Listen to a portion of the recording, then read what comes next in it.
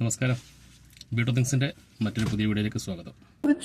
പറ്റിച്ചു എന്നിങ്ങനെയാക്കി അഭിലാഷ് പിള്ള വിഷ്ണു അഭിലാഷ് പിള്ള എന്ന് പറഞ്ഞ അവരൊന്നും ഒരിക്കലും വിശ്വസിക്കരുത്. വിഷ്ണു അവര് ഡയറക്ഷനൊന്നും അറിയില്ല, അല്ല കള്ളന്മാരാണ്. എല്ലാവരും ഈ സത്യം അറിയണം. എന്നെ പറ്റിച്ചതാണ് വെള്ളം കൂടിയിട്ട് എല്ലാവരും കൂടി പറഞ്ഞ് പറ്റിച്ചു.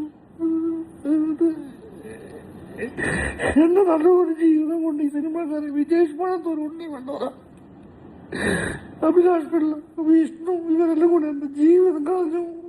ദൈവം അവർക്ക് മാപ്പ് കൊടുക്കാൻ അവര് പുതുതായി ജീവിക്കുന്ന ഭാര്യയുടെ മക്കളെ കൂടി ഞാനിന്ന് എനിക്ക് എന്താ മരിക്കാൻ വേണ്ടിട്ട് ധൈര്യമില്ല. പക്ഷെ മരിച്ചേ പറ്റൂ. മുരളി അറിയാൻ പറ്റുമെന്ന് വിചാരിക്കുന്നു. വെള്ളം എന്ന സിനിമയിലെ റിയലിസ്റ്റിക് കഥാപാത്രം, അതാണ് മുരളി. അദ്ദേഹത്തിൻ്റെ ജീവിതാനുഭവങ്ങളും അദ്ദേഹത്തിൻ്റെ ജീവിതത്തിലുണ്ടായ മാറ്റങ്ങളൊക്കെയാണ് നമ്മൾ ഈ ഒരു സിനിമയിൽ നമ്മൾ കണ്ടത്. വെള്ളം എന്ന സിനിമയിൽ ജയസൂര്യ അവതരിപ്പിച്ച കഥാപാത്രം അദ്ദേഹത്തിൻ്റെ ജീവിതത്തിൽ ഉണ്ടായ ശരിക്കുള്ള ഒരു അനുഭവമാണ്. എനിവേ, കഴിഞ്ഞ ദിവസം അദ്ദേഹത്തിൻ്റെ ഒരു വീഡിയോ ലീക്കായിട്ടുണ്ട്. അതിപ്പം വലിയൊരു ചർച്ചാ വിഷയമായിട്ട് മാറിക്കൊണ്ടിരിക്കുകയാണ്. മറ്റൊന്നുമല്ല, അദ്ദേഹത്തിനെ എല്ലാവരും ചതിച്ചുവല്ല, അദ്ദേഹത്തിനെ എല്ലാവരും വഞ്ചിച്ചു എന്ന് പറയുന്നു. ഫസ്റ്റ് ഓഫ് ഓൾ നമുക്ക് സിനിമയുടെ കാര്യം എടുത്തു കഴിഞ്ഞാൽ അദ്ദേഹം ചില പേരുകൾ പറയുന്നുണ്ട്. അവരെന്നെ പറ്റിച്ചു എന്നൊക്കെ. അദ്ദേഹത്തിൻ്റെ അടുത്ത് പണം ഏതെങ്കിലും രീതിയിൽ കള്ളം പറഞ്ഞു കൊണ്ടുപോവോ അല്ലെങ്കിൽ അദ്ദേഹത്തിന് ഏതെങ്കിലും രീതിയിൽ പണം പറ്റിക്കുകയോ ചെയ്താലേ അദ്ദേഹത്തിനെ പറ്റിച്ചു എന്ന് പറയാൻ പറ്റുള്ളൂ. ഏതൊരു സ്ക്രിപ്റ്റ് റൈറ്ററും ഏതൊരു സംവിധാനം ചെയ്യുന്ന കൺവിൻസിങ് എന്ന പ്രക്രിയ മാത്രമേ അവർ ഈ മുരളി എന്ന് പറയുന്ന ആൾ ആക്ഷേപിച്ച ആളുകളിൽ അവർ ചെയ്തു എന്ന് പറയുന്ന കുറ്റമായിട്ട് എനിക്ക് കാണാൻ പറ്റുന്നുള്ളൂ. മറ്റൊന്നല്ല, അമ്മയുടെ ഗർഭപാത്രത്തിൽ നിന്ന് ആരും ഒരു ഡയറക്ടറായിട്ടോ ഒരു സ്ക്രിപ്റ്റ് റൈറ്ററായിട്ടോ ജനിക്കുന്നില്ല. ഏതെങ്കിലും ഒരു പ്രൊഡ്യൂസറെയോ ഡയറക്ടറെയോ കൺവിൻസ് ചെയ്ത്, അല്ലെങ്കിൽ ഏതെങ്കിലും ഒരു എന്താ പറയുക എക്സിക്യൂട്ടീവ് പ്രൊഡ്യൂസറെയോ അതല്ലെങ്കിൽ കോർഡിനേറ്ററൊക്കെ കൺവിൻസ് ചെയ്തിട്ടാണ് ഏതൊരു സ്ക്രിപ്റ്റ് റൈറ്ററായാലും ഒരു ഡയറക്ടറായാലും അവരുടെ ഉടലെടുപ്പ് എന്ന് പറയുന്നത് ഇതേപോലെ ആരെങ്കിലും കൺവിൻസ് ചെയ്തിട്ടായിരിക്കും. അതേപോലെ തന്നെ മുരളി എന്ന് പറയുന്ന ആളെയും കൺവിൻസ് ചെയ്തിട്ട് ഈ പറഞ്ഞ വിഷ്ണു ആയാലും ഈ മലയപ്പുറത്തെ ഡയറക്ടർ ആയാലും ഒക്കെ അവരവരുടെ ജോലിയാണ് ചെയ്തത്, അവർ മാർക്കറ്റിംഗ് ആണ് ചെയ്തത്. കഥ നല്ലപോലെ എടുത്തിട്ട് അല്ലെങ്കിൽ ആവശ്യത്തിലധികം എക്സ്പെൻസ് സൈറ്റിലുണ്ടായി, അല്ലെങ്കിൽ ആവശ്യത്തിലധികം എക്സ്പെൻസ് വന്നിട്ട് പടത്തിന് എക്സ്പെൻസ് കൂടി, ചിലവ് കൂടി എന്ന് പറയുമ്പോൾ അത് ഈ പ്രൊഡ്യൂസറുടെ അല്ലെങ്കിൽ പ്രൊഡ്യൂസർ ഏൽപ്പിച്ച മാനേജറുടെയൊക്കെ മിസ്റ്റേക്കാണ്. കൃത്യമായിട്ടുള്ള ഇടപെടലുകൾ ഉണ്ടെങ്കിൽ കൃത്യമായിട്ട് എവിടെയാണ് പൈസ പോകുന്നതെന്ന് മനസ്സിലാക്കി കഴിഞ്ഞാൽ ഏതൊരു പ്രൊഡ്യൂസർക്കും പണം പിടിച്ചു വെച്ചുകൊണ്ട് വളരെ മിതമായിട്ട് ചിലവാക്കിയിട്ട് സിനിമ ചെയ്യാൻ പറ്റും. അപ്പം മുരളി സാർ പറയുന്ന ആക്ഷേപം എന്ന് പറയുന്നത് അയാളുടെ പിടിപ്പുകേട് കൊണ്ട് ഉണ്ടായതാണ്. പിന്നെ അദ്ദേഹത്തിനെ പറയുന്നുണ്ട് അദ്ദേഹത്തിൻ്റെ ബിസിനസ്സിന് കുറേ നഷ്ടം വന്നിട്ടുണ്ടെന്നുള്ളത്. നമ്മൾ നേരിട്ട് കണ്ടിട്ടില്ലെങ്കിലും ഏതൊരാൾക്ക് മനസ്സിലാവുന്ന കാര്യം എന്ന് പറയുന്നത് മുരളി എന്ന് പറയുന്ന അദ്ദേഹം ഒരു പാവ മനുഷ്യനായിട്ടാണ് എനിക്ക് തോന്നിയിട്ടുള്ളത്.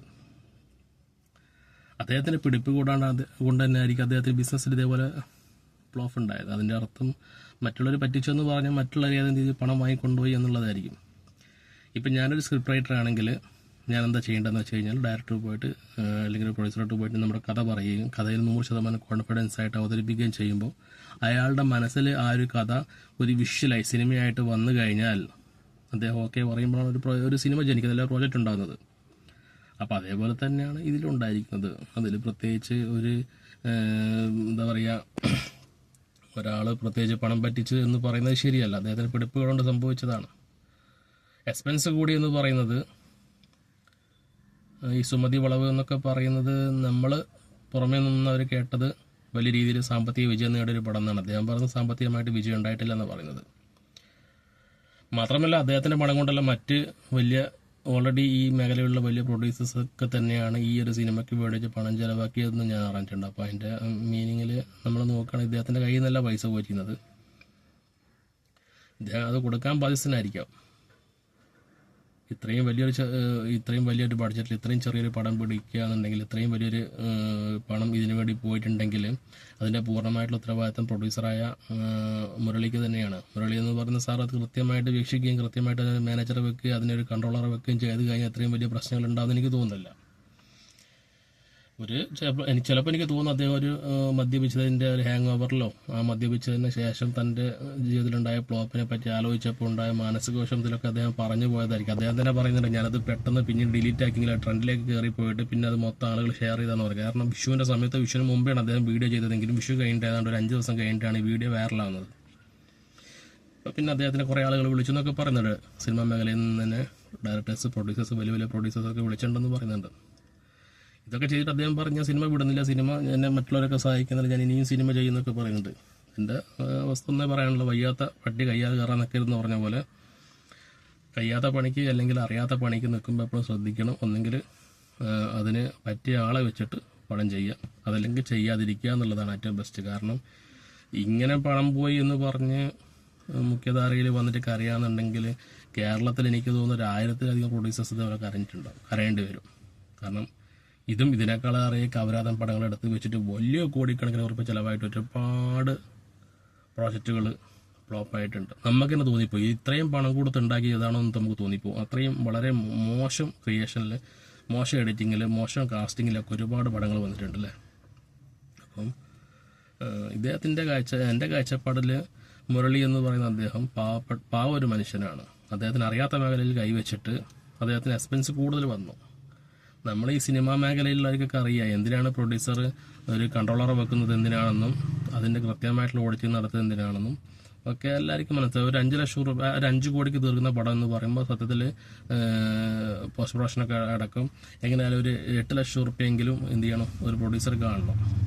ഈ മുരളി സാറെ അറിയില്ലെങ്കിലും മുരളി സാറെ പറ്റി കണ്ടിടത്തോളം അദ്ദേഹം വലിയൊരു ക്രൈസിസ് കരകയറി വന്നിട്ട് വലിയ രീതിയിൽ ബിസിനസ് ചെയ്ത് അത്യാവശ്യം നല്ല രീതിയിൽ അറിയപ്പെടുന്ന ഒരാളായി മാറിയ ഒരാളാണ്. അപ്പോൾ പണം പോയി കഴിഞ്ഞാൽ ഇങ്ങനെ ഒരു പൊതുജനത്തിന് മുമ്പിൽ വന്നിട്ട് ഇങ്ങനെ കേഴുന്ന സമയത്ത്, കരയുന്ന സമയത്ത് അദ്ദേഹം ഇതുവരെ ഉണ്ടാക്കിയ ഇമേജ് പോകുന്നതിനോടൊപ്പം തന്നെ ആളുകളുടെ ഇടയിൽ ഒരു പരിഹാസ കഥാപാത്രമായി മാറാൻ കൂടി സാധ്യതയുണ്ട്. അപ്പോൾ ശ്രീ മുരളി സാറോട് എനിക്ക് പറയാനുള്ളത്, പണം വരും പോകും, പണം ഒരിക്കലും ഒരാളുടെ അടുത്ത് സ്ഥിരമായിട്ട് നന്നായിട്ടുള്ള ഒരു കേൾവി എനിക്കിതുവരെ അറിയില്ല. ഒരാളുടെ കൈ പണം നിൽക്കില്ല, വരും പോകും എന്നൊക്കെയുള്ള അവസ്ഥയാണ്. മാത്രമല്ല അദ്ദേഹം ബിസിനസ്സിൽ 100% കോൺഫിഡൻസുമാണ്. അപ്പോൾ ആ സ്ഥിതിക്ക് മുരളി സാർ ഇനിയും നല്ല പടങ്ങൾ ചെയ്യണം, നല്ല രീതിയിൽ ആലോചിച്ച് നല്ല കഥകൾ കേട്ട് നല്ല തീരുമാനങ്ങളെടുത്ത് നല്ല പ്രൊഡ്യൂസേഴ്സിൻ്റെ കൂടെ നല്ല പടങ്ങൾ ഇനിയും ചെയ്യണം. ഒന്നുമില്ലെങ്കിലും കേരളത്തിലെ ഒരുപാട് യുവാക്കൾക്ക് പ്രചോദനമായി മാറിയ ഒരു ജീവിതം ഉണ്ടായിരുന്ന ഒരാളാണ് മുരളി സാർ. അപ്പോൾ അതുകൊണ്ട് തന്നെ മുരളി സാർ ഇങ്ങനെയുള്ള കാര്യങ്ങളിൽ പൊതുജനത്തിന് മുമ്പിൽ മദ്യപിച്ച് ഞാൻ മരിക്കും അല്ലെങ്കിൽ ഞാൻ ഇങ്ങനെ ചെയ്യുന്നൊക്കെ പറയുമ്പോൾ താങ്കൾ ഒരു പരിധിവരെ പരിഹാസ്യനായി മാറുകയാണ് ചെയ്യുന്നത്. അപ്പം അതുകൂടി ശ്രദ്ധിച്ച് ഈ നല്ല പ്രോജക്റ്റുകളുമായിട്ട് മുരളി സാർ മുന്നോട്ട് വരണമെന്ന് അഭ്യർത്ഥിക്കുന്നു. മറ്റൊരു പുതിയ വീഡിയോ ആയിട്ട് വീണ്ടും കാണാം. അതുവരെ എല്ലാവർക്കും ഗുഡ് ബൈ.